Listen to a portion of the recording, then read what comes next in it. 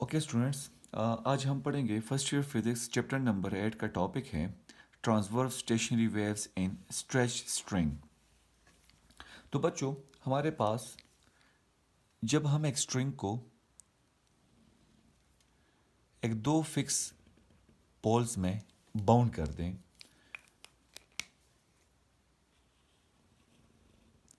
और उस स्ट्रिंग को हम मल्टीपल पॉइंट्स पे प्लग करें, जैसे middle point 1/2 the half of this string, या हम उसको 1/4 पे या 1/6 पॉइंट पे, या हमारे पास कोई भी nth पॉइंट हो उस पे हम इसको प्लग करें, तो बच्चों हमारे पास यहाँ पे नंबर ऑफ लूप्स बनते जाएंगे। और वो नंबर ऑफ लूप्स हमारे पास यहाँ पे एक फ्रिक्वेंसी की रिपीटिशन को शो करेंगे। तो हम यहाँ पे सबसे पहले देखते हैं कि जब हम इस स्ट्रिंग को एक मिडिल पॉइंट पे प्लग करते हैं तो कितने लूप्स बनते हैं और उन लूप्स की फ्रीक्वेंसी क्या होगी, और वो लूप हमारे पास जब हम इसको 1/4 पे प्लग करेंगे या 1/6 पे प्लग करेंगे और हमारे पास वो फ्रीक्वेंसी मल्टीपल टाइम रिपीट होगी, और उस रिपीटिशन में हमारे पास क्या ऑर्डर होगा। तो बच्चों, सबसे पहले हम देखते हैं अगर हम इस लूप को मिडिल पॉइंट पे प्लग करते हैं। तो बच्चों, जब हम इसको मिडिल पॉइंट पे प्लग करेंगे तो हमारे पास यहाँ पे एक लूप बनेगा।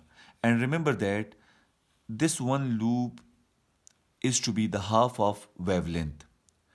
ये हमारे पास एक वेवलेंथ का हाफ होगा। और बच्चों, हमारे पास हमेशा जहाँ पे हमने इस स्ट्रिंग को अटैच किया होगा वहाँ पे नोड्स बनेंगे, और जहाँ पे एम्पलीट्यूड मैक्सिमम होगा सेंटर में तो वहाँ पे एंटी नोड होगा, जैसे आपको यहाँ पे नज़र आ रहा है। तो इसकी जो फ्रीक्वेंसी होगी यानी F1, वो एक फंडामेंटल फ्रीक्वेंसी होगी या फर्स्ट हार्मोनिक फ्रीक्वेंसी होगी, जो अब हमें हमें फाइंड आउट करना है। This is the fundamental frequency. और इसकी जो वेवलेंथ होगी वो वेवलेंथ हमारे पास λ1 होगी, और वो λ1 हमारे पास कितनी बनेगी इस whole segment of length of string पे, तो वो L इज इक्वल टू λ1/2 होगी। This is the half of wavelength. और जब हम बच्चों इसको मल्टीपल पॉइंट्स पे प्लग करते जाएंगे तो हमारे पास यहाँ पे नंबर ऑफ लूप्स बनते जाएंगे। तो हमने सबसे पहले यहाँ पे फंडामेंटल फ्रीक्वेंसी फाइंड करनी है फॉर दिस लूप। और बच्चों, यहाँ पे अगर हम इसको कैलकुलेट करने से पहले अगर ये देखें तो हमने प्रीवियस टॉपिक्स में एक फार्मूला पढ़ा था कि the velocity of wave in a stretch string.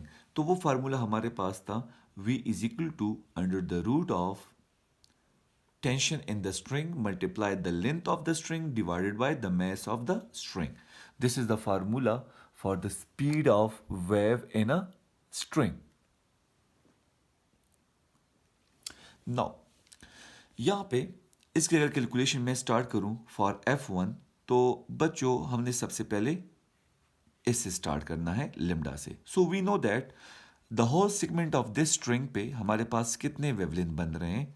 This is the length is equal to λ1/2।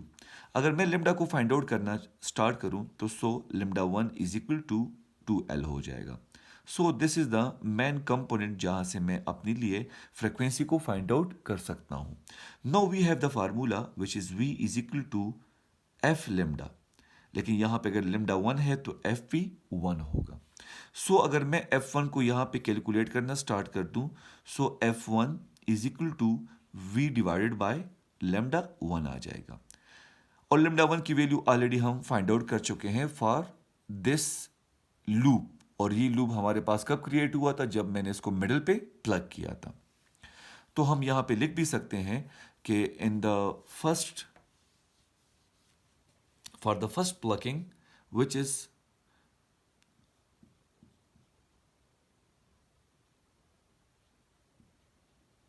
plugged at middle point, तो हम सबसे पहले स्ट्रिंग को मिडिल पॉइंट पे प्लग कर रहे हैं।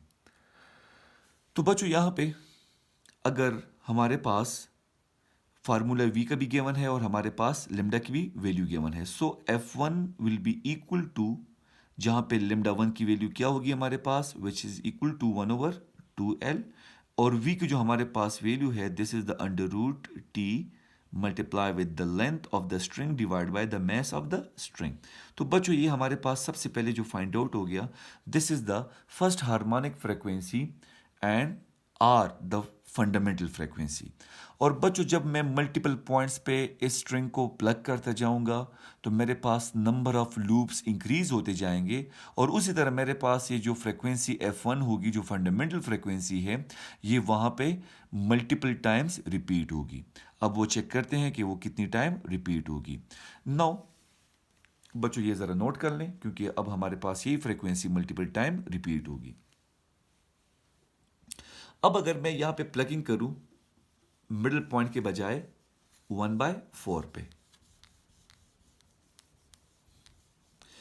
तो बच्चों यही जो हमारे पास स्ट्रिंग है इसकी लेंथ यही रहेगी, और इतनी लेंथ ऑफ स्ट्रिंग पे मैं जो प्लग करूंगा, ये मिडिल पॉइंट था और ये 1/4 पॉइंट होगा। तो जब मैं इसको प्लग करूंगा तो बच्चों मेरे पास यहां पे 2 लूप्स बन जाएंगे। अगर आप देखें तो हमारे पास जो फर्स्ट फंडामेंटल फ्रीक्वेंसी है वो यहाँ पे 2 टाइम्स रिपीट हो रही है। तो अब इसको हमने प्रूव करना है।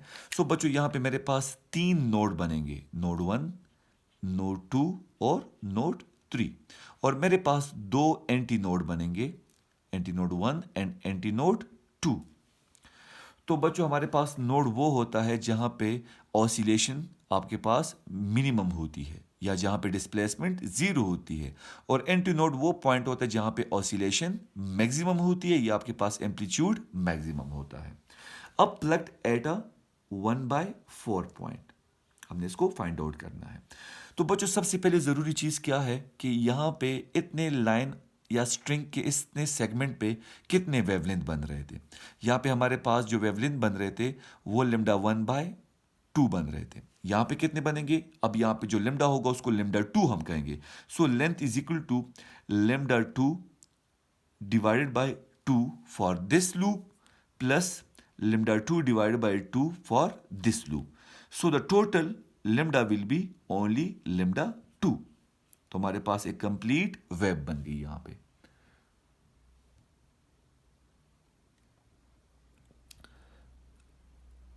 अब बच्चों हमने इसको कैलकुलेट करना है, तो हमारे पास लेंथ की वैल्यू आ गई, and we know that v is equal to again t cross L divided by m, and the value of length is lambda 2, and we have the formula for the frequency which is, now अगर lambda 2 है तो frequency भी 2 होगी, so f2 is equal to v divided by lambda 2। so the lambda 2 value हमारे पास क्या है जी, only L आ गई। so f2 is equal to 1/L, और हमारे पास under root t cross L divided by m। अब बच्चों यहां पे तो रिपीटिशन नहीं हो रही है, तो हमने पिछले फार्मूले के साथ जहां पे हमारे पास क्या था, हमारे पास वहां पे क्या था 1/2L into T cross L divide by m under the root था। तो हमने वहां पर भी यही सिचुएशन बनानी है। तो बच्चों सिचुएशन बनाने के लिए क्या करेंगे, नॉमिनेटर के साथ भी 2 मल्टीप्लाई करें और डिनोमिनेटर के साथ भी 2 मल्टीप्लाई करें। तो बच्चों अगर आप लोग देखें तो हमारे पास ये 1/2L into under root T cross L divide by m, ये जो रिप्रेजेंट करता है ये हमारे पास F1 को रिप्रेजेंट करता है, यानी फंडामेंटल फ्रीक्वेंसी को। यानी अब हमारे पास इस सेकंड डायग्राम में जो फ्रीक्वेंसी F2 आ रही है बच्चों, वो हमारे पास यहाँ पे 2 इंटू F1 आ रही है। इसका मतलब ये हुआ कि जहां पे 2 लूप बनेंगे, अगर यहां हम स्ट्रिंग को 1/4 पे प्लग करेंगे तो वहां पे जो फंडामेंटल फ्रीक्वेंसी है वो 2 टाइम रिपीट हो रही है। तो बच्चों ये हमारे पास एक्चुअल चीज़ है कि जब हम पॉइंट्स को डिक्रीज करते जाएंगे, यानी हम प्लगिंग पॉइंट्स को डिक्रीज करते जाएंगे, तो हमारे पास नंबर ऑफ लूप इंक्रीज होते जाएंगे। इट्स मीन कि हमारे पास नंबर ऑफ फ्रिक्वेंसीज इंक्रीज करती जाएगी, और जो फंडामेंटल फ्रिक्वेंसी होगी वो हमारे पास मल्टीपल टाइम रिपीट होगी। अब हम ये देखते हैं, अगर हम इसी सेम स्ट्रिंग को अगर 1/6 पॉइंट पे प्लग करें तो तब हमारे पास कितने लूप बनेंगे, और फिर हमारे पास फ्रीक्वेंसी कितनी होगी।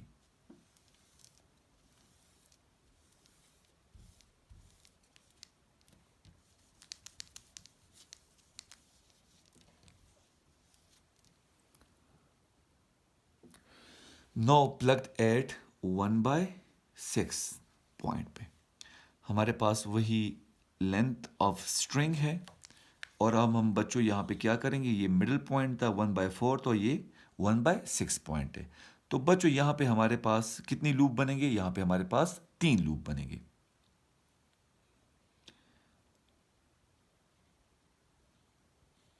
ये एक लूप बन गया, ये दूसरा लूप बन गया, और ये तीसरा लूप बन गया।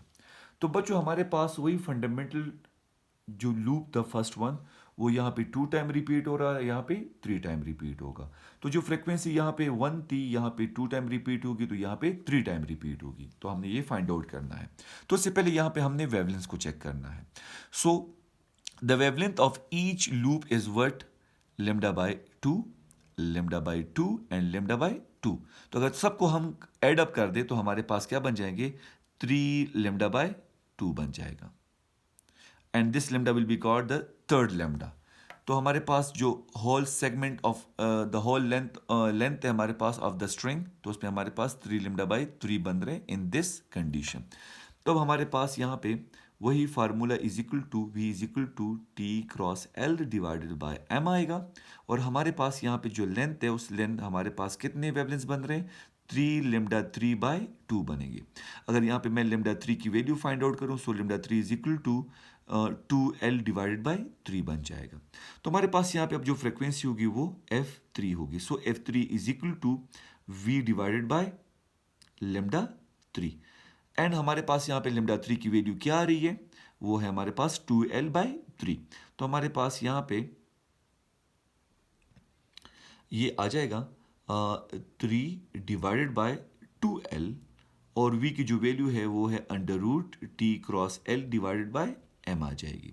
तो बच्चों अगर हम देखें तो हमारे पास अगेन यहाँ पे ये जो 1/2L into T×L divide by M under the root था, ये हमारे पास फंडामेंटल फ्रिक्वेंसी को यानी F1 को रिप्रेजेंट करता है।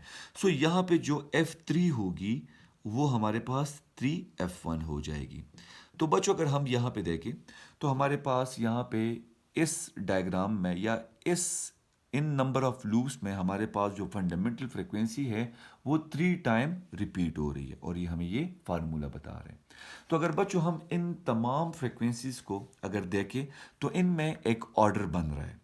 अगर हम यहाँ पे वही बात, अगर मैं प्लगिंग पॉइंट्स को डिक्रीज करता जाऊँ तो मेरे पास यहाँ पे नंबर ऑफ फ्रिक्वेंसीज इंक्रीज करते जाएंगे।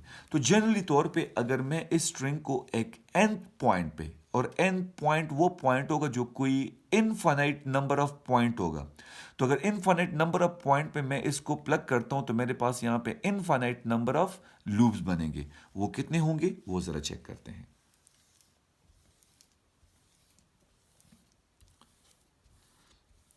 तो अगर बच्चों मैं इसको इनफाइनाइट नंबर पे प्लग करूं, सो प्लग्ड एट एंड पॉइंट, और वो एंड पॉइंट का मुझे पता नहीं है। तो बच्चों अगर मैं एंड पॉइंट पे इसको प्लग करता हूं तो यहाँ पे मेरे पास एक जनरल फार्मूला बनेगा, और वो फार्मूला क्या होगा, वो मुझे क्या बताएगा, वो मुझे यही बताएगा कि मेरे पास यहाँ पे आ जाएगा Fn is equal to NF1। तो बच्चों यहाँ पे n किसको रिप्रेजेंट करेगा, n रिप्रेजेंट करेगा 1 2 3 up to so on. So these are the integers. So अगर मैं 1 के लिए फाइंड करूं तो मेरे पास F1 is equal to 1 F1 आएगा। अगर मैं 2 के लिए फाइंड करूं सो F2 is equal to 2 F1 होगा। अगर मैं 3 के लिए फाइंड करूं सो F3 is equal to 3 F1 होगा। तो बच्चों आप लोग देख रहे हैं कि यहाँ पे आपके पास एक ऑर्डर आ रहा है, and this order is called word G. This order is called the multiple integral of the fundamental frequency.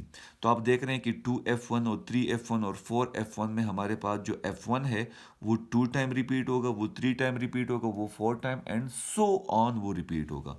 तो यहाँ पे हमारे पास वो जो F1 है वो n number of points repeat हो रहा है, या n नंबर रिपीट हो रहा है। तो बच्चों ये हमारे पास इसमें एक रिलेशन था जो बहुत बहुत बेसिक रिलेशन है। तो बच्चों यहाँ पे जो हमारे पास जो ये जो फर्स्ट फ्रीक्वेंसी होगी, हमारे पास जो फर्स्ट फ्रीक्वेंसी होगी, तो बच्चों इसको हम कहेंगे fundamental frequency or first harmonic frequency. This is the first harmonic frequency or fundamental frequency कहेंगे, और जो बाकी फ्रीक्वेंसीज होंगे इनको हम कहेंगे ओवरटोन। क्या कहेंगे? ओवरटोन कहेंगे। तो बच्चों यहां पे हमें एक और चीज का पता चल रहा है, the quantization of frequencies. Quantization of frequencies कि हमारे पास यहाँ पे जो फ्रीक्वेंसीज है उनके जो बाकी है ये क्वांटाज आ रहे हैं या उनके पैकेट्स आ रहे हैं। सो ये जो फ्रीक्वेंसी है ये हमारे पास in the form of packets आ रही है। तो बच्चों ये टॉपिक बहुत इंपॉर्टेंट है और ये टॉपिक आगे अब हमें लीड कराएगा कुछ डिवाइसेस है या कुछ इंस्ट्रूमेंट्स हैं जिसको हम कहते हैं आर्गन पाइप्स। तो उन आर्गन पाइप में अब हमारे पास स्ट्रिंग के बजाय क्या होगी? विंड होगी। सो स्ट्रिंग भी एक मीडियम है और विंड भी एक मीडियम है। तो अब विंड में जो हम क्लोज और ओपन आर्गन पाइप में चेक करेंगे वहाँ पे हमारे पास ये जो फ्रीक्वेंसी होगी इनका ऑर्डर चेंज होता जाएगा। या तो हमारे पास मल्टीपल इंटीग्रल होंगे या हमारे पास ऑड इंटीग्रल होंगे। तो उसको हम नेक्स्ट लेक्चर में इंशाल्लाह डिस्कस करेंगे। Thank you. अल्लाह हाफिज़।